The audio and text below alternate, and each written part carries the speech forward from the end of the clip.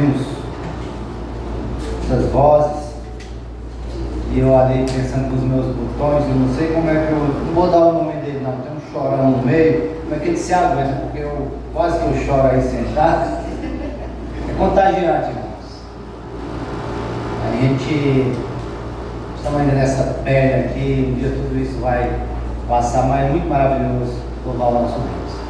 Vou pedir agora o meu amado irmão Evandro, levante, faça uma oração aí pedindo ao nosso Deus pela saúde do nosso irmão João Silva, que está impossibilitado de estar aqui conosco nesta noite, para que Deus use de misericórdia, traga plena recuperação, o mais breve possível, ele esteja com a sua família no nosso meio.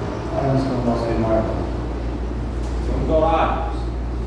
Maravilhoso Deus, Pai amado que está nos céus, invocamos a Ti, ó Deus, nosso Senhor, Salvador Jesus Cristo. Ficamos a Ti, ó Pai, pela saúde do nosso irmão João Silva, um amado, ó Pai, um dos fundadores dessa igreja, que está hospitalizado, ó Pai, sofreu um acidente, está sob os cuidados médicos, ó Pai. Nós sabemos que é o Senhor que cura, o Senhor que sara. Invocamos a Ti, ó Pai, o nosso Deus, o Deus que sara, para que restaure a saúde do nosso amado irmão. Abençoa, Senhor, para que logo mais ele possa retornar à casa do Senhor. Seja com ele, ó Pai, com seus familiares, nossos irmãos, seus filhos, ó Pai, que ficam preocupados. Teu povo, a tua igreja também que se preocupa, ó Pai, com esse homem que foi exemplo, ó Pai, nessa igreja. Ele foi um dos fundadores que ajudou a erguer esse prédio. Graças ao Senhor, o Senhor tem cuidado dele, tem feito com que ele, juntamente com outros irmãos, pudesse levantar esse templo. Abençoa toda essa igreja, nos conduz, ó Pai, a perseverar no caminho do Senhor. Abençoa também o pastor, que logo mais vai trazer a palavra do Senhor aos nossos corações. Nos ajuda, Pai, a praticarmos o amor, a sermos santos, ó Pai, a sermos irrepreensíveis e amar o Senhor de todo o coração. Eu te peço, meu Deus, e te agradeço. Em nome santo e maravilhoso do Senhor Jesus Cristo. Amém. Amém. Antes de chamar passar a palavra para o pastor Israel, eu quero aqui, meus amados irmãos, tem umas igrejas nos visitando, nos dando prazer e alegria de estar conosco nesta noite. Ao falar o nome da sua igreja, por favor, fique de pé. Está nos visitando, essa é de casa, né? Congregação da Paz, cadê vocês? Muito obrigado, meus amados irmãos. A congregação Moriá. Muito obrigado, meu amado irmão. Igreja Getsemane. Obrigado, meu amado. Muito obrigado. Igreja Bereana. Muito obrigado. Igreja Manancial. Muito obrigado, meus amados irmãos. Cadê a Igreja Bíblica de Paz de Sara? Muito obrigado, minha amada irmã.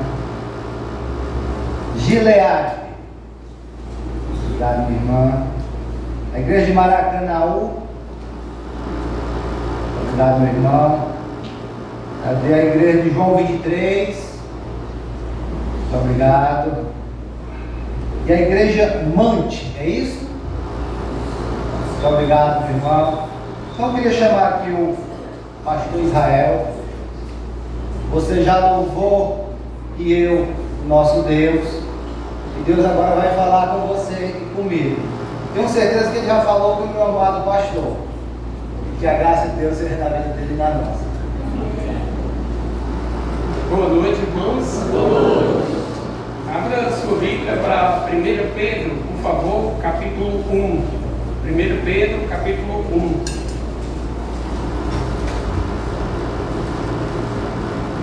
Ontem à noite nós meditamos em Romanos, capítulo 12, do versículo 1 e 2. E hoje, 1 Pedro, capítulo 1, versículo 1 e 2.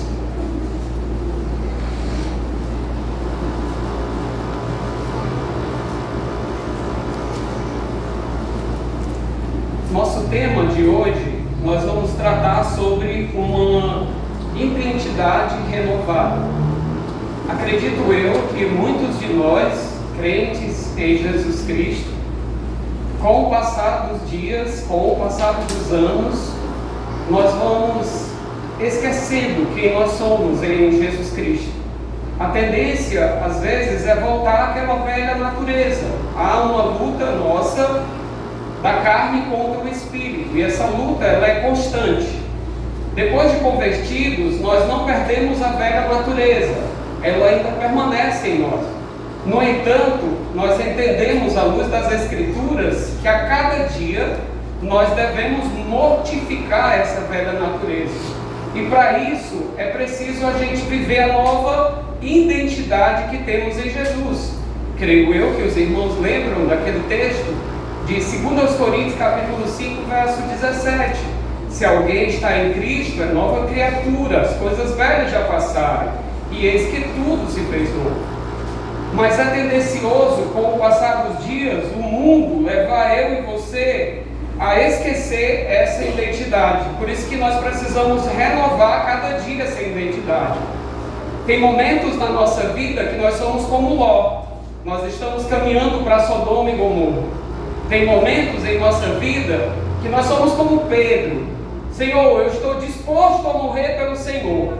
Tem momentos em nossa vida que nós somos como Ananias e Safira. Nós queremos que as pessoas olhem para nós e vejam que a gente deu aquela oferta ou serviu de uma forma diferente ao Senhor. Tem momentos em nossa vida que nós somos como Paulo. Combati o bom combate, completei a carreira, guardei a fé. A tendência nossa é essa luta constante da velha natureza com a nova natureza. E a identidade, ela precisa ser renovada a cada dia. Porque na vida cristã nós temos momentos de altos e baixos. A tendência nossa, com o passar dos dias, é se acomodar na fé cristã. É se acomodar com a rotina de ir para a igreja, voltar para casa, ir para a igreja, voltar para casa, e de fato não vivermos essa identidade. E em alguns casos, quando alguém vem contra nós queremos muitas vezes processar, matar e até mesmo levar aquela pessoa a cumprir na sua vida ou a passar na sua vida tudo aquilo que o mundo faz. Nós muitas vezes não queremos ser perseguidos por causa dessa identidade que temos em Jesus. E o próprio Senhor Jesus diz: no mundo tereis aflições, mas tem de bom ânimo, eu venci o mundo. Vamos então ler o texto bíblico de hoje e poder então desenvolver o que esse texto traz para nós. O texto diz assim: Pedro, apóstolo de Jesus Cristo, aos eleitos que são forasteiros da diáspora, no povo, na Galácia, na Capadócia, na Ásia e na Bitínia, eleitos segundo a presciência de Deus, em santificação do Espírito, para a obediência e a aspersão do sangue de Jesus Cristo. Que a graça e a paz lhes sejam multiplicadas. Vamos orar, meus queridos irmãos. Pai, nós agradecemos por Tua palavra, que nos enriquece, que nos fortalece, que nos reorienta a vivermos uma identidade renovada em Jesus Cristo. Pois somente em Cristo nós podemos ter essa identidade, viver essa identidade. Somos aqui na terra forasteiros e peregrinos. Estamos passando um tempo, Senhor. Um dia nós vamos estar para sempre com o Senhor. Mas até esse dia não chegar, ou até que esse dia chegue, nós precisamos renovar dia a dia nossa identidade em Jesus. E hoje eu quero pedir que o Senhor, em nome de tudo aquilo que o Senhor tem feito em nossas vidas, nos dê a graça de poder aprender com esse texto. Se há alguma lição que precisa ser mudada em nossas vidas, nos ajuda a poder ouvir com humildade. Se há algo que precisa ser lapidado, transformado em nossas vidas, nos ajuda a ouvir com humildade. Se há algo que precisa ser aperfeiçoado em nossas vidas, nos ajuda com humildade. Pois nós pedimos a tua ajuda e pedimos que ela seja a cada dia transformadora em nossas vidas. O Senhor nos ensinou, através da vida do Senhor, a viver uma vida piedosa, uma vida humilde e uma vida dependente de Deus. Que assim seja também no nosso viver. Em nome de Jesus. Amém. Amém. Meus queridos irmãos, o texto ele é bem conhecido da igreja. É um texto que provavelmente você e eu já lemos, mas é um texto que fala exatamente o tema que foi escolhido pela igreja aqui, Emanuel. Igreja é tempo de renovar as forças no Senhor. É interessante porque quando nós pensamos em renovar as forças do Senhor, tem um pensamento que hoje ele está muito crescente nas igrejas do Senhor. Nós podemos perceber que tem acontecido das igrejas estarem passando por um momento de cansaço, por um momento de desânimo, por um momento de frieza espiritual. Talvez tenha até alguns crentes aqui que estão desanimados, que estão frios e que até mesmo estão cansados da vida cristã. Talvez tenham alguns aqui que já estão pensando em desistir da fé, até mesmo em abandonar a fé. Talvez tenham crentes aqui, eu não sei, Deus sabe, mas crentes já desviados dentro da igreja. E isso tudo traz para nós uma reflexão. Será que individualmente, coletivamente, está faltando disposição de servir ao Senhor? Está faltando forças para eu servir ao Senhor? E aí a palavra que a igreja escolheu para esses 60 anos, que eu queria que nós pudéssemos pensar nela um pouco, é renovação. Essa palavra renovação, ela representa um processo contínuo de transformação. A renovação, ela começa no interior e ela é caracterizada por uma vida cristã autêntica. Começa a renovação na mente e aí eu vou experimentar a boa, agradável e perfeita vontade do Senhor. De fato, quando nós olhamos para a renovação, nós podemos perceber que a renovação é uma parte integral do pensamento cristão. E isso deveria fazer parte da experiência cristã. Todos nós precisamos ter como fundamento bíblico a renovação que vem por meio da palavra do Senhor. Essa é a exortação de Paulo. Transformai-vos pela renovação da vossa mente, para que experimenteis qual seja a boa, perfeita e agradável vontade de Deus. A renovação espiritual, ela opera em múltiplas dimensões. Por exemplo, a renovação, ela vai fazer com que o meu caráter, ele seja transformado. Eu vou, de fato, ter uma reforma espiritual. É como se nós pudéssemos renovar a igreja. Nós iríamos pintar a igreja, talvez trocar uma luz aqui ou algo ali. Essa renovação, quando ela acontece na nossa vida, são coisas que nós estamos fazendo, que nós estamos percebendo ao ler as Escrituras, que essas coisas precisam ser mudadas. E quando nós pensamos em uma renovação de igreja, não é que a igreja agora vai abandonar as Escrituras. Não, não é isso. Quando nós pensamos em trazer essa renovação à igreja, seria um retorno às Escrituras, a volta às Escrituras. O texto lido de Neemias revela isso.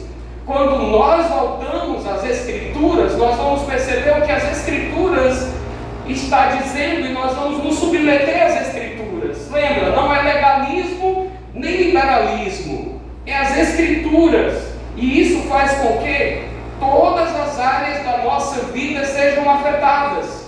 Muitas vezes a gente quer que essa renovação ela seja apenas externa.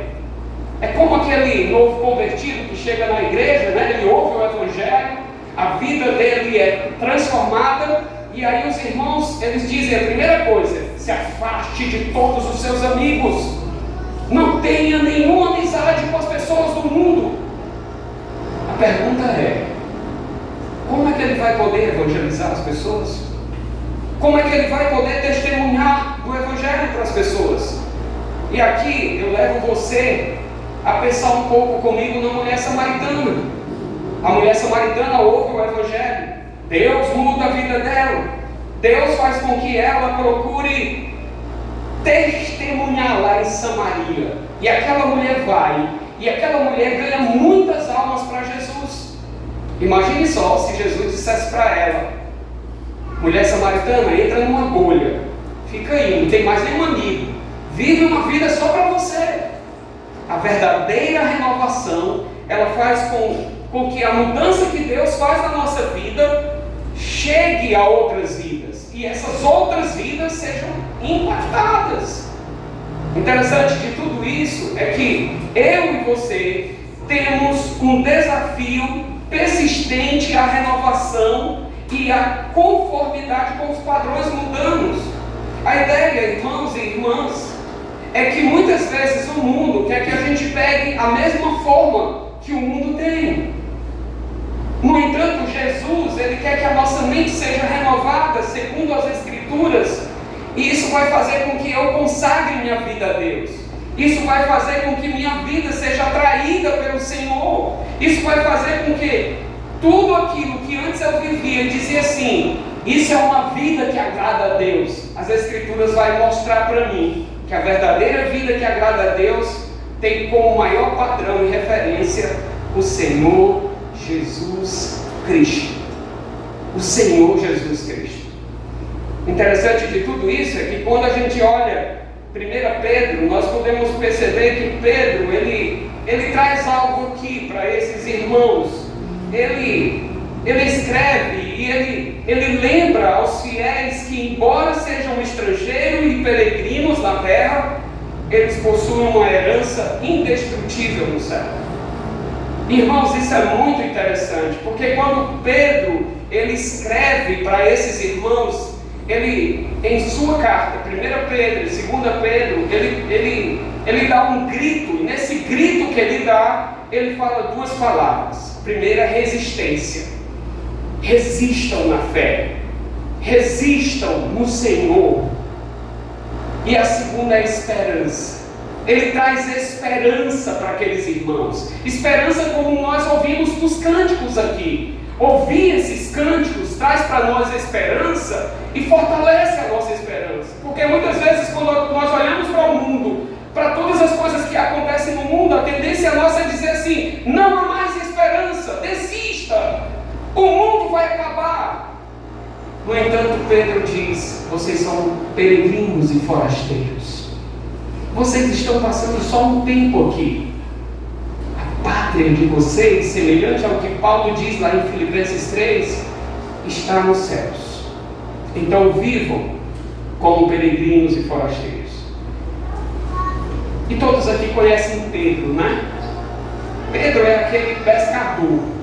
Pedro é aquele crente agitado, né? Aquele crente que diz assim: vamos para cá, vamos para lá, vamos fazer isso. Se hoje Pedro fosse membro dessa igreja, ele diria assim: pastor, é melhor derrubar essas paredes e aumentar mais. Pastor, acho que é melhor comprar uma televisão de 55 polegadas. O pregador ele vê melhor. Pastor, vamos botar mais cadeira porque vai encher de gente. Não, vamos tirar. Pedro era aquele inconstante. Muitas vezes Pedro tinha umas ideias assim meio mirabolante. Mas Pedro era aquele que ao mesmo tempo, em um momento da vida dele, ele negou a Cristo. Quem aqui já negou a Cristo? Talvez nós já negamos a Cristo, como Pedro em algum momento da nossa vida. No entanto, Pedro é aquele que, quando exortado, ele se arrepende e ele passa a se consagrar mais a Deus. Sabia que Pedro foi aquele que primeiro pregou o Evangelho em Atos? Sabia que Pedro foi aquele que aconselhou os discípulos e mentoreou outros discípulos a caminharem mais próximos de Deus? Nós também podemos ter isso em nossa vida. Em um momento podemos negar, em um momento podemos ser usados por Deus. E o que me chama a atenção nesse texto é que Pedro, ele vai abordar pelo menos 3 áreas importantes aqui, que seriam 3 pilares que envolvem a identidade. Ele lembra quem são seus leitores, e os irmãos devem lembrar daquele texto, 1 Pedro 2:9, que diz assim: vós, porém, sois o quê? Sacerdócio real, nação santa, povo de propriedade exclusiva de Deus. Ele lembra quem eles são. Mas Pedro também vai falar acerca do sofrimento. Ele ensina que a aprovação não é um erro de percurso. Pelo contrário, a aprovação é um processo de purificação da fé. A aprovação vem para que a minha vida seja mais lapidada, a minha vida seja mais transformada, a minha vida se aproxime mais do Senhor. Mas ele fala da conduta também. Os irmãos devem lembrar de 1 Pedro capítulo 1, onde Pedro ele vai dizer como o crente deve viver de forma santa. Veja comigo aí, por favor, só no versículo, capítulo 1, versículo 15. 1 Pedro 1,15 diz assim: pelo contrário, assim como é santo aquele que os chamou, sejam santos vocês também em tudo o que fizerem. Então, essas 3 palavras são usadas por Pedro para levar os irmãos a terem uma vida mais próxima de Deus, a terem uma vida renovada pelo Senhor, a terem uma vida de esperança, a terem uma vida, mesmo em meio ao sofrimento, dependente de Deus. E diante disso, eu queria trazer alguns ensinos para as nossas vidas, pelo menos 3, pensando nessa ideia. A renovação das nossas forças começa quando realinhamos nossa visão com a soberania de Deus Pai, a obra do Filho e a santificação do Espírito Santo. Nós precisamos de fato da ação da Trindade em nossas vidas. A Trindade precisa mudar a nossa vida. A Trindade precisa ser aquela que conduz a nossa vida segundo a ação do Deus Pai, Filho e Espírito Santo, transformando nossa vida, transformando o nosso caráter. E a primeira lição que nós queremos trazer, pensando nessa renovação, é: renove as forças, relembrando a sua identidade em Cristo. Lembre-se disso. Se você é um crente em Jesus, você precisa a cada dia lembrar: rapaz, eu sou crente. Ei, Israel, você é crente.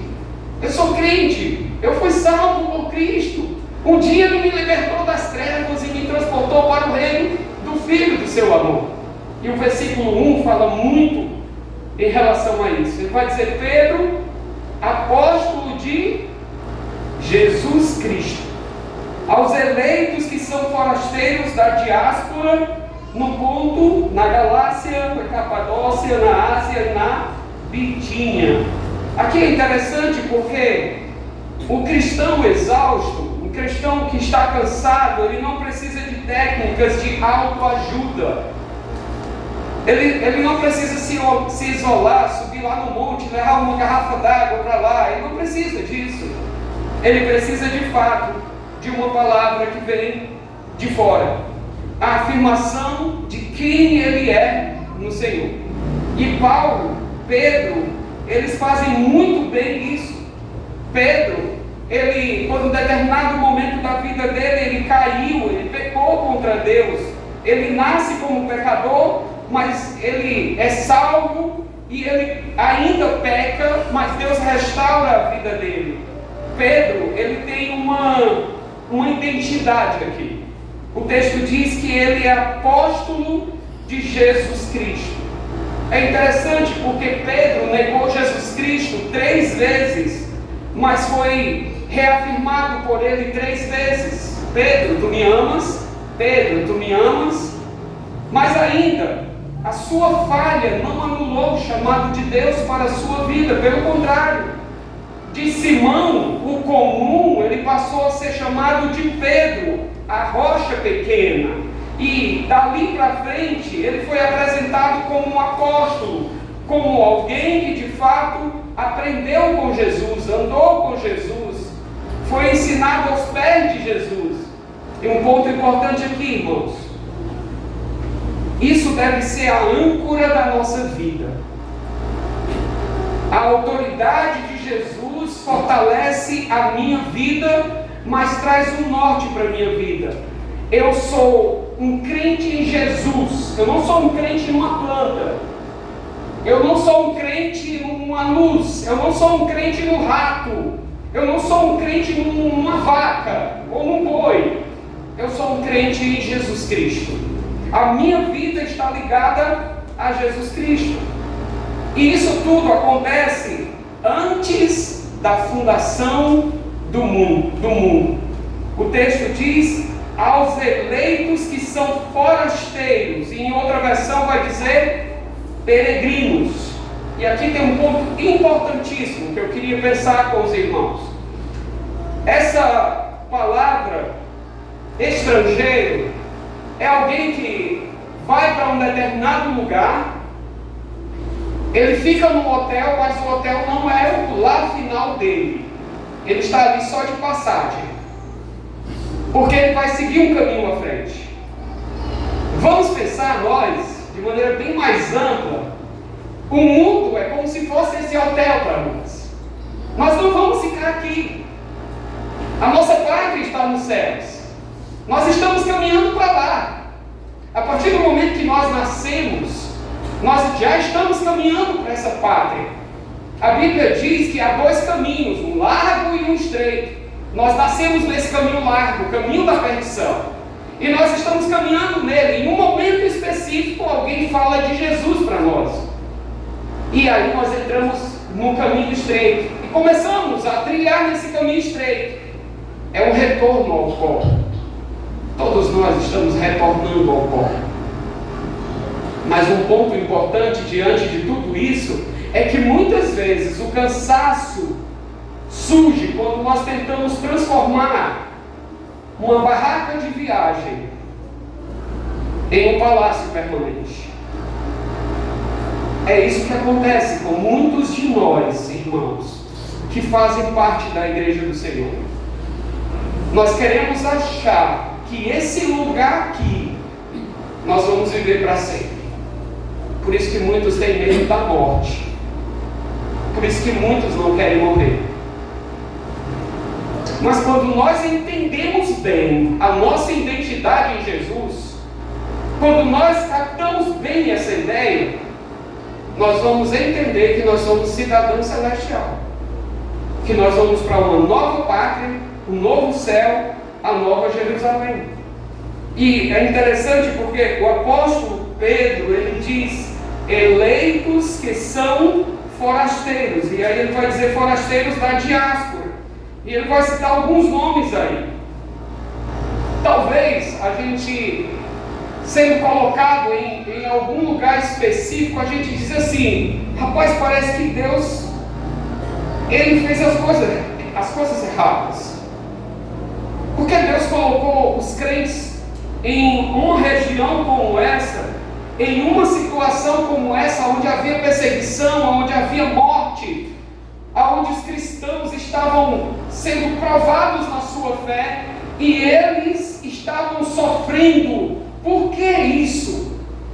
Sabia que muitas vezes Deus, de maneira soberana, Ele vai colocar a gente em lugares que Ele pode mostrar o seu cuidado? E aqui eu cito dois personagens, um do Antigo Testamento, Daniel, e os seus amigos, né? Mas pensando em Daniel. Daniel foi levado para um outro lugar, para um outro país, para uma circunstância difícil, e ali Daniel foi provado na sua fé.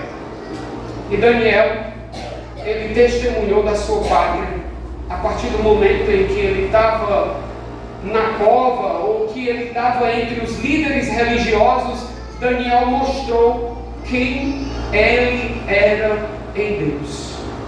Qual era a sua identidade? No Novo Testamento, eu cito o exemplo do Senhor Jesus. O Senhor Jesus também, no momento da vida dele, ele mostrou quem ele era, quando ele disse assim: a minha comida consiste em fazer a vontade do meu Pai. Mesmo que isso levou ele à cruz. E as últimas palavras dele foi: está consumado. É interessante porque o renovo vem quando você luta para pertencer aqui e descansa no fato de que já não pertence aqui. E aí a gente deve parar e pensar um pouquinho, irmãos. Muitas vezes nós estamos buscando a aprovação na terra, aonde nós somos estrangeiros e peregrinos. Nós estamos buscando uma aprovação do mundo, aonde nós não pertencemos a esse mundo. Nós queremos muitas vezes fazer tudo para agradar as pessoas, para que as pessoas batam palmo para nós. O que Pedro está tentando mostrar aqui é: irmãos, nós somos forasteiros, irmãos, nós somos peregrinos, nós não precisamos buscar a aprovação do mundo. E sabe por que nós não precisamos buscar a aprovação do mundo? Porque nós já temos a aprovação de Deus. Quando ele usa essa palavra eleitos, nós já temos a aprovação de Deus. Nós não precisamos da aprovação aonde esses crentes estavam passando por lutas e batalhas aí no ponto, na Galácia, na Capadócia, na Ásia e na Bitínia. Não, nós não precisamos da aprovação do mundo.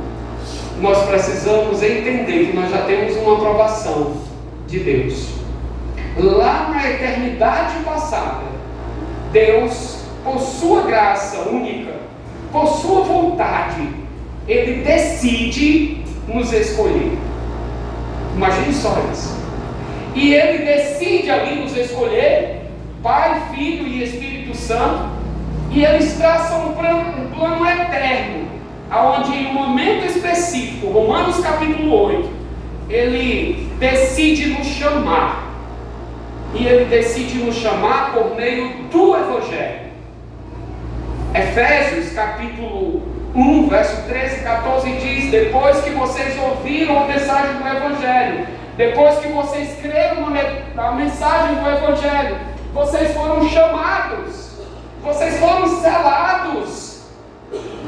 E Judas diz: vocês são guardados.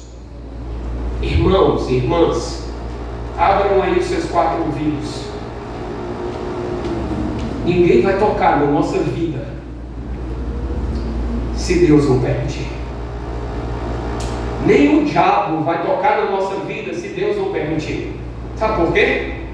Porque nós somos propriedade dele. Ele é o dono da nossa vida. Ele comprou a nossa vida com o sangue do Cordeiro de Deus. Nós somos dele.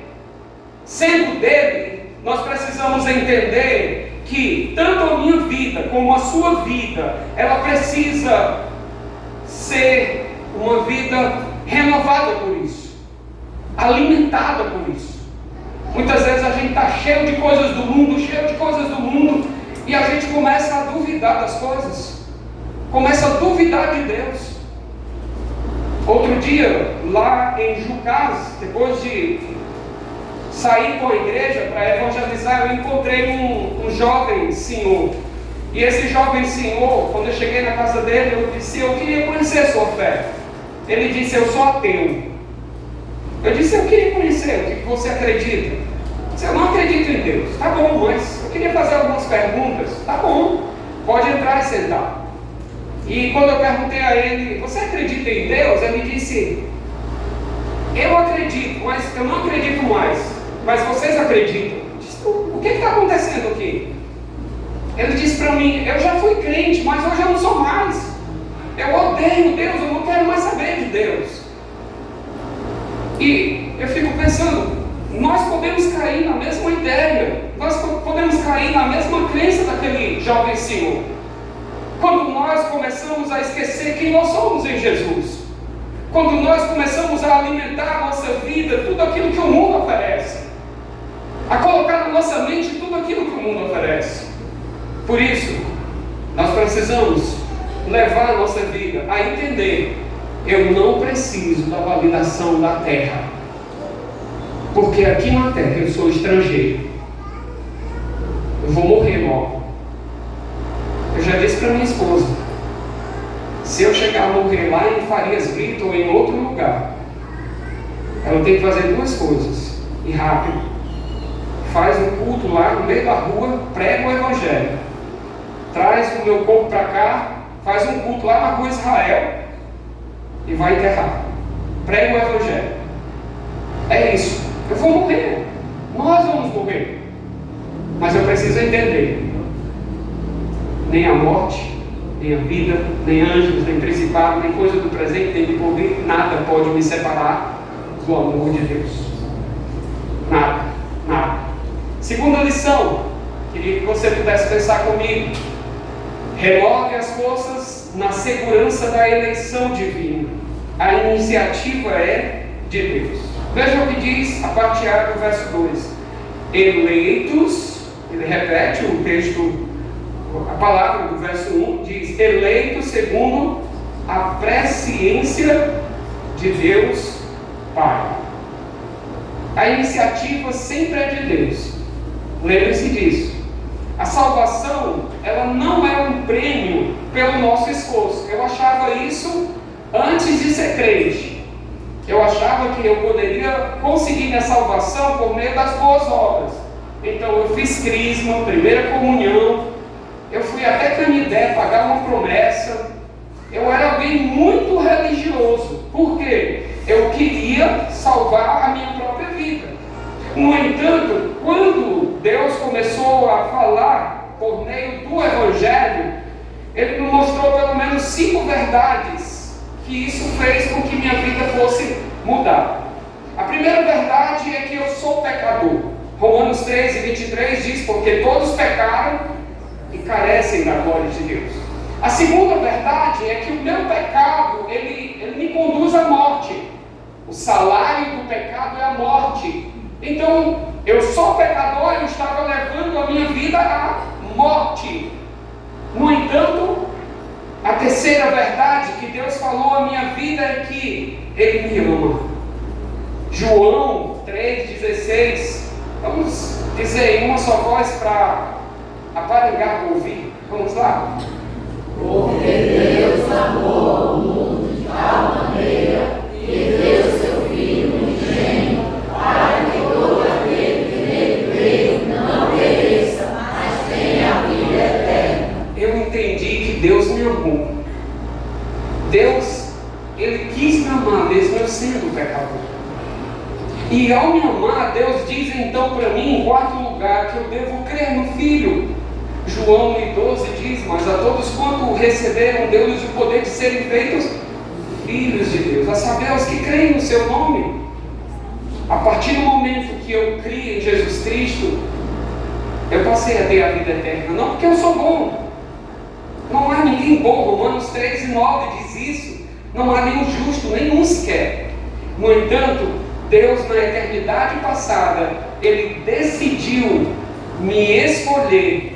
E no presente Ele me chama por meio do Evangelho.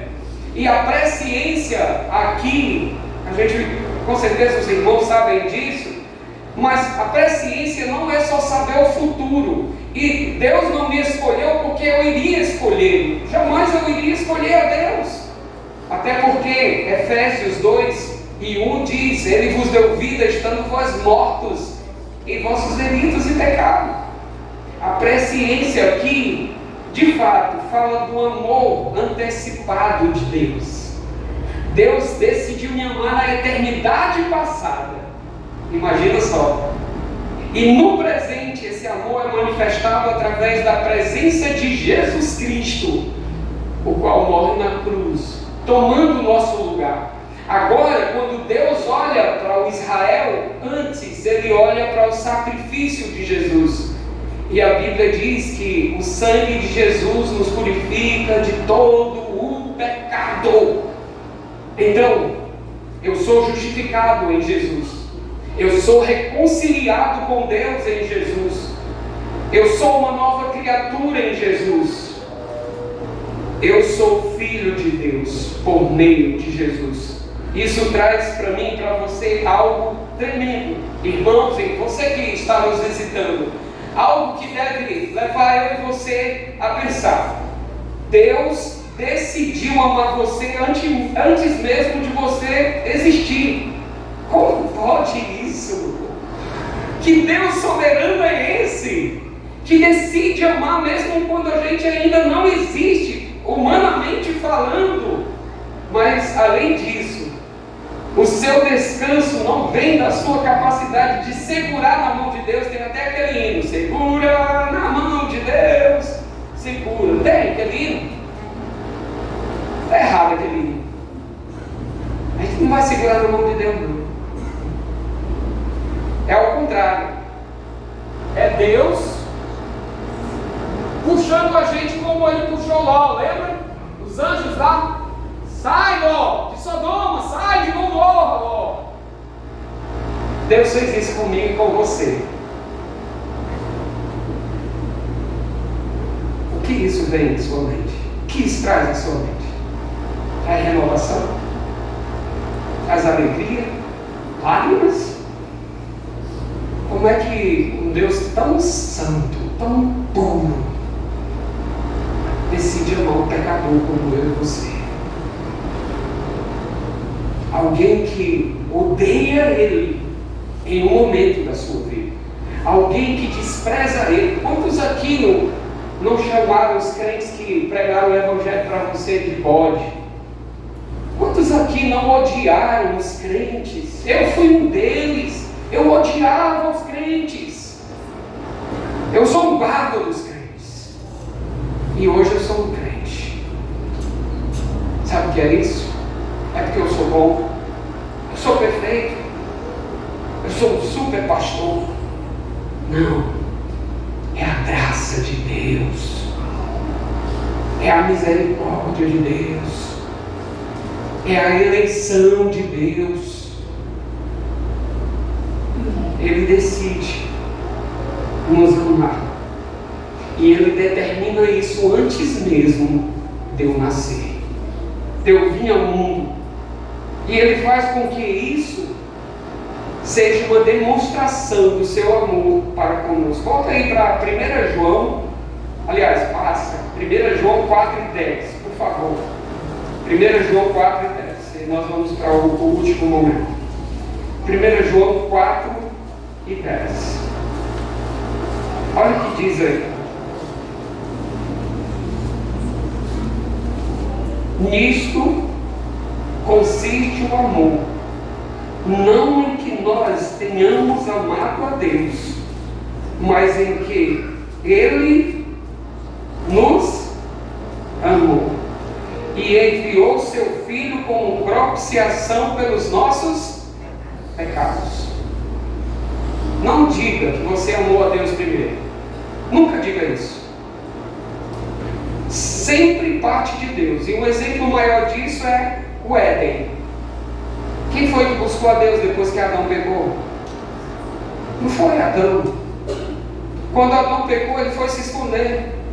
E Deus então chega e diz: Adão, Adão, aonde tu estás, Adão? Eu pequei, eu estava nu, eu descobri que estava nu e me escondi. Assim éramos nós, fugindo de Deus. E Deus foi lá e nos amou e trouxe até Ele. Com amor eterno, eu te amei. Por isso, a eleição não deve servir, irmãos, para alimentar discussões teóricas, certo? Não deve servir para isso. Pelo contrário, ela deve nos colocar de joelhos diante de Deus, em gratidão e descanso.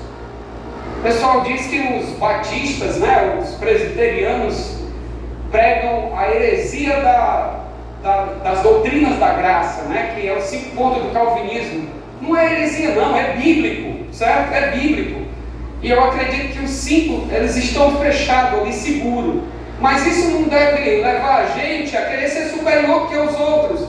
Não, deve nos levar a se humilhar diante de Deus e agradecer a Deus, porque nós não merecemos. É simplesmente graça. Graça. Isso nos conduz ao último momento.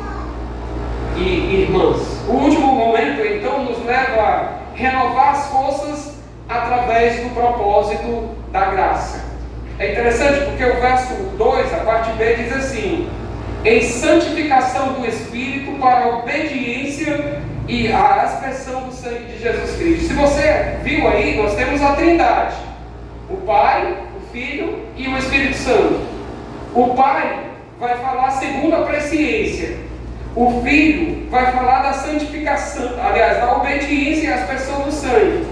E o Espírito Santo vai falar da santificação.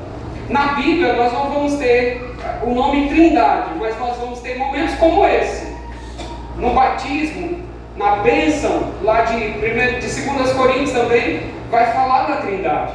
E aqui nós podemos ver que essa renovação, ela tem pelo menos aí 3 frentes.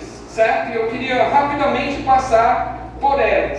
A primeira frente que nós podemos ver aí é a santificação do Espírito.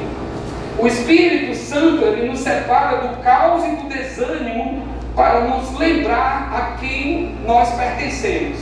E aqui tem uma palavra. Temos o irmão Cleandre e o irmão Rafael, que trabalham nos Correios, e lá os Correios, se você já recebeu uma carta, hoje é bem difícil, né? Mas se você já recebeu uma carta, lá tem um selo. Lá no do interior, quem cria gado, geralmente coloca o nome, ou as 2 primeiras letras do nome do gado, para dizer assim: esse gado me pertence. O selo é para identificar aquela carta, de onde veio, e assim traz, de certa forma, uma informação. Nós que somos crentes, que pertencemos a Deus, nós somos selados com o Espírito Santo.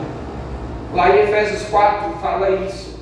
A ideia é que você e eu somos propriedade de Deus. Um dia Deus vem resgatar essa propriedade, porque nós pertencemos a Ele. Mas também a presença do Espírito Santo na nossa vida nos tira da lama do pecado, nos tira da dependência própria e nos coloca diante de Deus. Quem aqui é um crente e hoje está ouvindo essa mensagem e está em pecado, está em desobediência a Deus, e o Espírito Santo habita na sua vida, em um momento que você ouve essa mensagem e ela fala em algo na sua vida que você ou eu estamos em pecado, o Espírito Santo vai dizer assim: arrepende-te, deixa esse pecado, muda de vida. A ideia é que a força, ela não vem de nós, mas ela vem de Deus. E essa força faz com que eu e você passemos para o segundo ponto aí, que é a obediência. A obediência nada mais é do que alinhamento da vontade. A obediência vai me alinhar à vontade de Deus. Geralmente, na fraqueza, eu e você tentamos carregar os nossos próprios planos. E, de fato, a força de retornar e nos submetermos ao senhorio de Cristo só é possível quando nós obedecemos a Deus. Exemplo bíblico: o jovem que pediu a herança dos seus pais, filho pródigo, ele vai, peca contra Deus, e só tem uma maneira dele voltar ao seu pai: obediência. Só que obediência tem a ver com também deixar para trás a vida passada. Irmãos, quando nós obedecemos a Deus, nós não continuamos na vida preguiça que nós vivíamos antes. Pelo contrário, nós vamos de fato fazer aquilo que agrada ao Senhor, porque nós vamos entender que melhor do que o sacrifício, o holocausto, melhor do que estar aqui entregando dízimo e oferta, talvez cantando e louvando a Deus, mas estando em pecado, é melhor obedecer. E aí a obediência vai me levar ao lugar que agrada a Deus. A obediência, ela vai me levar ao altar que eu vou poder de fato render louvor e gratidão ao Senhor. E isso nos conduz para o terceiro momento aí, que é a aspersão do sangue. A aspersão do sangue seria a culpa e o pecado que muitas vezes nós vivíamos, nós desobedecíamos a Deus. A aspersão faz com que cada um de nós possa voltar a ter um relacionamento com o Senhor. É interessante que aqui nós podemos perceber a origem histórica dessa informação que Pedro traz para nós. No Antigo Testamento, o sangue de sacrifício era aspergido ou borrifado, e isso era feito sobre as pessoas ou um objeto para indicar a purificação e a consagração. Nós podemos perceber que o próprio Moisés, ele fez uma aliança com o povo relacionada a isso, representando Deus. A purificação fazia com que o sangue que era usado para limpar o que estava cerimonialmente sujo, e para isso as pessoas levavam os animais ali, havia esse sacrifício e a comunhão era restaurada. Ou seja, Jesus, conforme a informação de João Batista, ele diz: eis o Cordeiro de Deus que tira o pecado do mundo. E aqui eu posso pensar em uma palavra: justificação.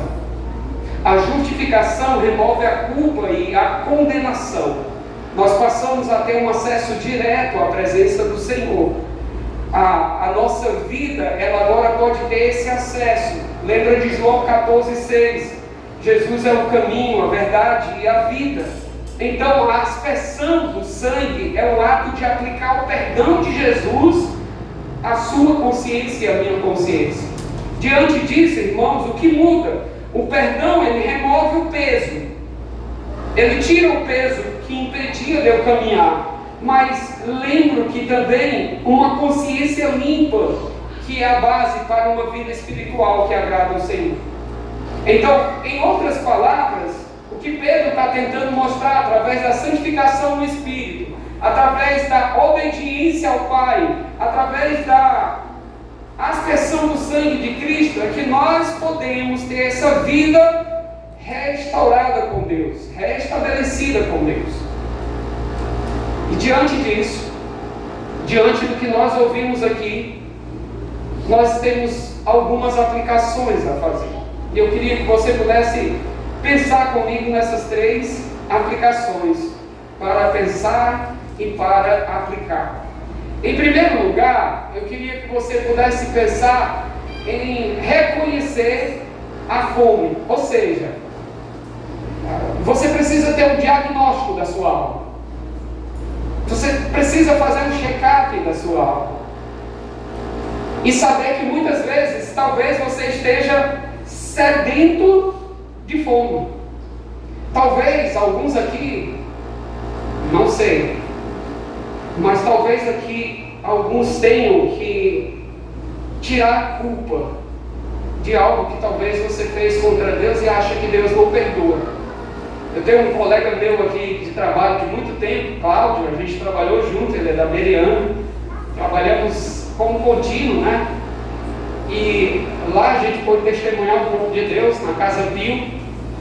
E eu lembro de um colega nosso, Cláudio, o João, não sei se você vai lembrar dele, mas o João, ele disse uma certa vez para mim: o meu pecado é tão grande, que Deus nunca vai perdoar o meu pecado.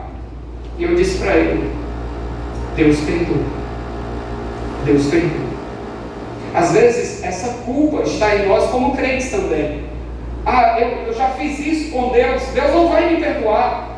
Deus não quer mais que eu sirva. E isso é como se você estivesse dizendo assim para Deus: eu não quero ter uma vida restaurada.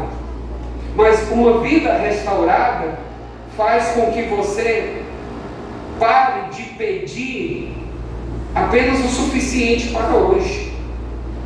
Deus não trabalha com gotas pequenas. Você deveria pedir a Deus que Deus mudasse toda a sua vida. Toda. E só você sabe como está a sua vida. Eu sei como está a minha. Talvez, às vezes, as pessoas acham que um conhece o outro bem, né? Às vezes a gente disfarça. A gente usa máscaras. Às vezes. Mas diante de Deus não podemos usar máscaras. Precisamos pedir a Deus que Ele transborde a paz dEle, a graça dEle em meio ao caos que eu estou vivendo. Em segundo lugar, abra mãos. Ou abra mãos. Precisa abrir as mãos.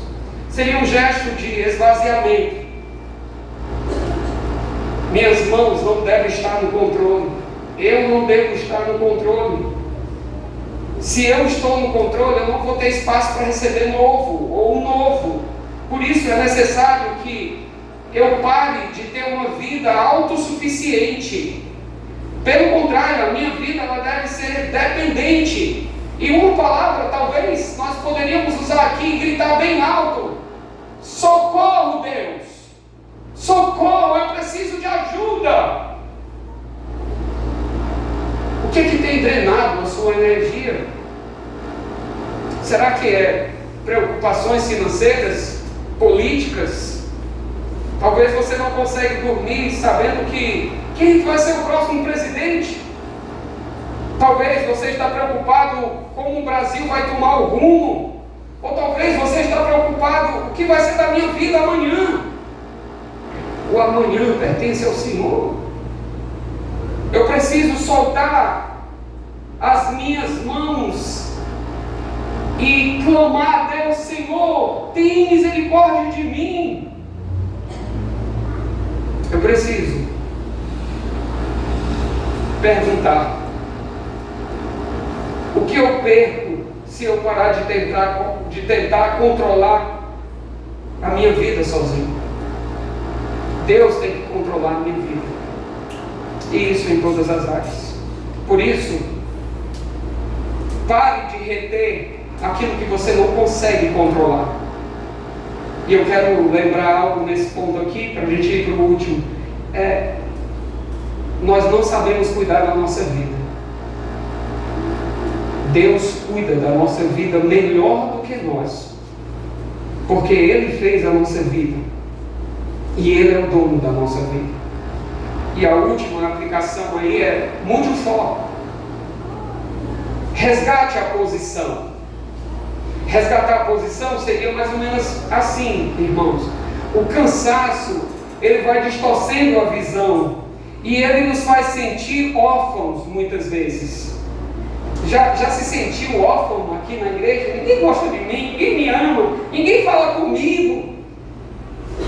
Nós temos visitantes na igreja hoje, talvez algum visitante, eu cheguei, ninguém falou comigo. Nós temos irmãos nos visitando, eu cheguei, ninguém falou comigo. Eu vou dizer, se ninguém falou com você, saiba que Deus está falando com você agora, por meio da palavra. Certo? E lembre-se disso. Você não trabalha para ser aceito. Você trabalha porque você é amado por Deus. Diante disso, reafirme a sua identidade em Jesus. Em 3 níveis. Eu sou um eleito de Deus, pensando no que nós vimos. Eu sou um eleito. Fui escolhido antes da fundação do mundo. Em segundo lugar, eu sou um forasteiro. Estou passando só um tempo aqui. Quantos irmãos que passaram por essa igreja já estão na glória, né? Quantos irmãos, né? Já estão lá no céu. Já estão juntos lá, vivendo o que eles ouviram aqui. O que eles aprenderam, o que eles ensinaram, eles já estão no céu. Que bênção para a vida deles, não é não, irmãos? Que alegria para a vida deles. A gente sente a saudade do irmão Raimundo Clemente cantando aqui, Miqueias tocando, conforme a sua infinita graça. Nós sentimos saudade da irmã Moseline, da irmã Elma, de outros irmãos que partiram, mas lembrar, eles conseguiram agora vivenciar, e nós podemos olhar e ver assim, realmente eles eram forasteiros, eles estão com o Senhor, e logo nós vamos nos encontrar com eles, e logo nós vamos viver para sempre juntos lá. Lembre-se disso. Mas e, em terceiro lugar, você é selado e comprado. Você e eu somos propriedades exclusivas de Deus. Nós pertencemos ao Senhor. Como diz João Calvino, e eu termino com essa frase de João Calvino, ele diz assim, talvez não dê para todos lerem, mas eu vou ler aqui. Ele diz assim, abre aspas, pois o fim da regeneração é que sejamos restaurados à imagem de Deus, a qual fora murchada e quase apagada pela transgressão de Adão. Esta restauração não se completa num momento, ou num dia, ou um ano, mas por sucessivos progressos, Deus destrói em seus eleitos as corrupções da carne. E é isso que vai acontecer até o fim da nossa vida aqui na terra. E que Deus nos dê a graça de nós sermos destruídos e Ele ser exaltado em nossas vidas. Vamos orar. Senhor, como é bom poder ouvir a Tua palavra, ser alimentado por ela, ser renovado por ela. Muito obrigado, Senhor.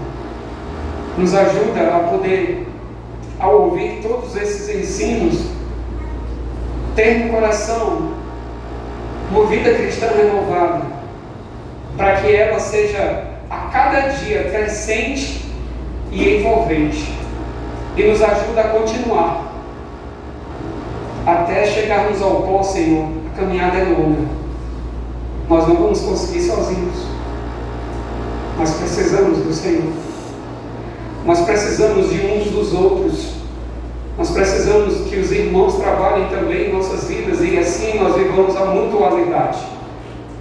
Nos ajuda, Senhor, em nome de Jesus. Amém. Irmão Miguel, pode vir os dois.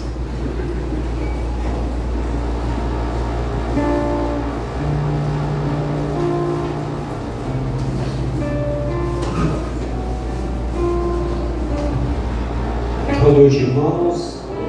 Agradecer pela presença de cada um de vocês que aqui está, né? Obrigado pela mensagem do pastor Israel. E amanhã nós temos a nossa escola pela manhã às 9 horas, né? Também a gente vai dar continuidade, um momento especial da conferência. À noite às 6 horas, né? Às 18 horas também nós vamos ter encerramento dessa conferência, né?